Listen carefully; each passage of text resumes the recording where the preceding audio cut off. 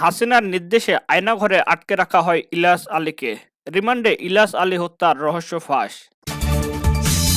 DB হারুনের ভয়ঙ্কর ফাঁদে পরিমনে ব্ল্যাকমেল করে করত অনৈতিক কাজ, ভিডিও ফাঁস।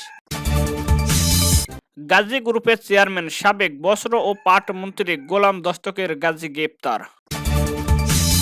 এবং সর্বশেষে দেখবেন যেভাবে 4 আগস্ট রাতে হাসিনা বুঝতে পারেন সময় শেষ, 1 মাসের মধ্যে দেশে ফিরে এনে ফাঁসি কার্যকর করা হবে। পিনাকি ভট্টাচার্যের বিশেষ প্রতিবেদন। এতক্ষণ শুনলেন সংবাদ শিরোনাম, এবারে বিস্তারিত। হাজারো মানুষের আর্তনাদের নাম আয়নাঘর। শেখ হাসিনা চলে যাওয়ার পর আয়নাঘর আবার আলোচনায় উঠে এসেছে।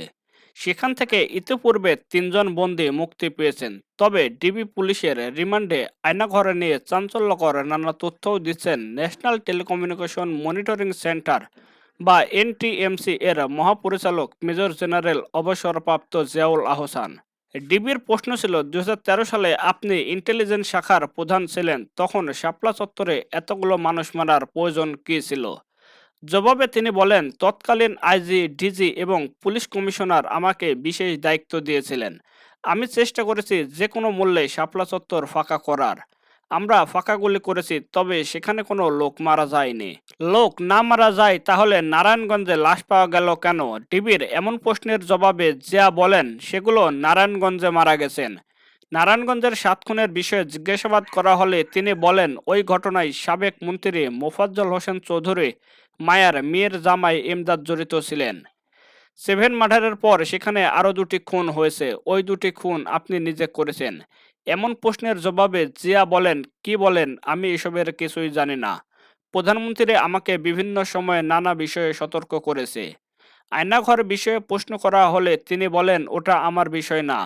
গ্রেপ্তারের আগে 8 দিন আমাকেও সেখানে অন্ধকারাচ্ছন্ন অবস্থায় রাখা হয়। এর কারণ হলো আয়নাঘরের কারিগরদের কাছে যেসব সরঞ্জাম দিয়েছিল এনটিএমপি প্রতিষ্ঠার পর সেগুলো কিছু আমি নিয়ে আসি। এ কারণে তারা আমার প্রতি ক্ষুব্ধ ছিল। মানুষের কল রেকর্ডের বিষয়ে জিয়াউল হক বলেন, সবার মোবাইল ফোন রেকর্ড করা হয়নি। তাকে প্রশ্ন করা হয়, বিএনপি নেতা ইলিয়াস আলীকে কেন গুম করেছেন?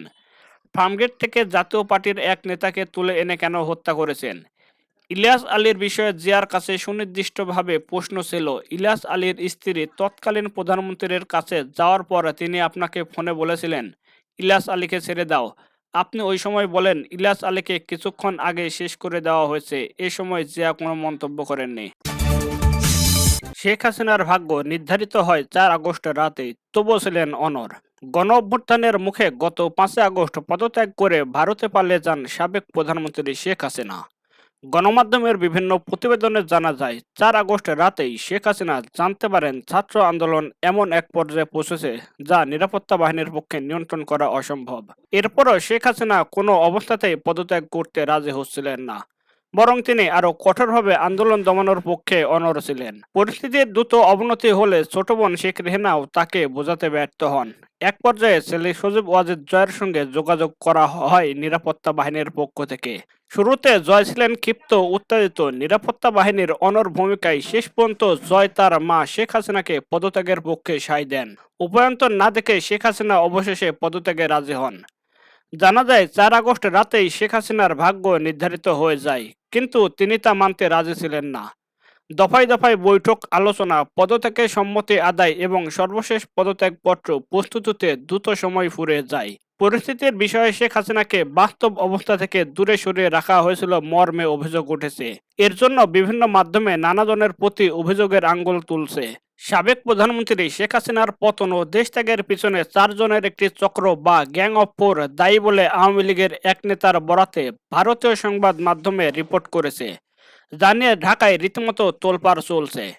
তাছাড়া বার্তা সংস্থা এফপির বরাতে তাৎক্ষণিক দেশি বিদেশি সংবাদ মাধ্যমে খবর রটে, 5 আগস্ট 2:30টায় বঙ্গভবন থেকে সামরিক হেলিকপ্টারে চড়ে শেখ হাসিনা ও শেখ রেহেনা ভারতের আগরতলায় গেছেন, পরে দিল্লিতে।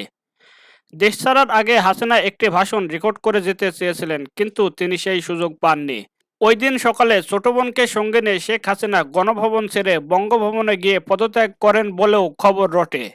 এসব খবরের সত্যতা নিশ্চিতের চেষ্টা চলছে। হাসিনা পালিয়ে যাওয়ার 3 সপ্তাহ অতিবাহিত হতে চলেছে, এখনও ধোঁয়াশা কাটছে না। শেখ হাসিনাকে ধারাবাহিকভাবে দেশের অবস্থা সম্পর্কে নানাভাবে জানানো হচ্ছিল। তিনি কারো কথায় কানে তুলছিলেন না বলেও জানা যায়। পদত্যাগ করতে শেখ হাসিনার সময়ক্ষেপণের জাতির জন্য কাল হয়, অন্যথায় গণভবন সহ রাষ্ট্রের গুরুত্বপূর্ণ স্থাপনাগুলোতে মানুষের ক্ষোভের থাবা কিছুটা কম হতো। 5 আগস্টের পরিস্থিতি শেখ হাসিনা বঙ্গভবনে যাওয়ার জন্য মোটেও অনুকূল ছিল না। জীবনের নিরাপত্তার কথা ভেবে নিরাপত্তা বাহিনীর পরামর্শে সেদিন দুপুরে তিনি গণভবনে বসেই তার পদত্যাগপত্রে সই করেন, যা দায়িত্বশীল ব্যক্তির মাধ্যমে দ্রুততম সময়ের মধ্যে প্রেসিডেন্ট মোহাম্মদের শাহাবুদ্দিনের কাছে পৌঁছে দেওয়া হয়। এদিকে হেলিকপ্টারে চড়ে শেখ হাসিনা বাংলাদেশ ছাড়েননি, এমনকি আগরতলায়ও যাননি। সম্প্রতি বিমান বাহিনীর ফ্ল্যাটে যুক্ত হওয়া C-130 যে সুপার হারকিউলিসের এয়ারক্রাফটে চড়ে শেখ হাসিনা সরাসরি দিল্লির উদ্দেশ্যে রওনা দেন। তার আগে গণভবন থেকে কয়েক স্তরের নিরাপত্তায় তাকে তেজগাঁওয়ের পুরাতন বিমানবন্দরে নেওয়া হয়। সেখানে প্রস্তুত ছিল ব্রিটিশ এয়ারফোর্সে ব্যবহৃত হওয়া আমেরিকান কোম্পানি ম্যাকডোনাল্ড ডগলাসের তৈরি C-130 যে উড়োজাহাজ, যা আগে থেকেই প্রস্তুত রাখা হয়েছিল বলেও জানা যায়। ফ্লাইটে শেখ হাসিনার একমাত্র সফরসঙ্গী ছিলেন তার ছোট বোন শেখ রেহেনা।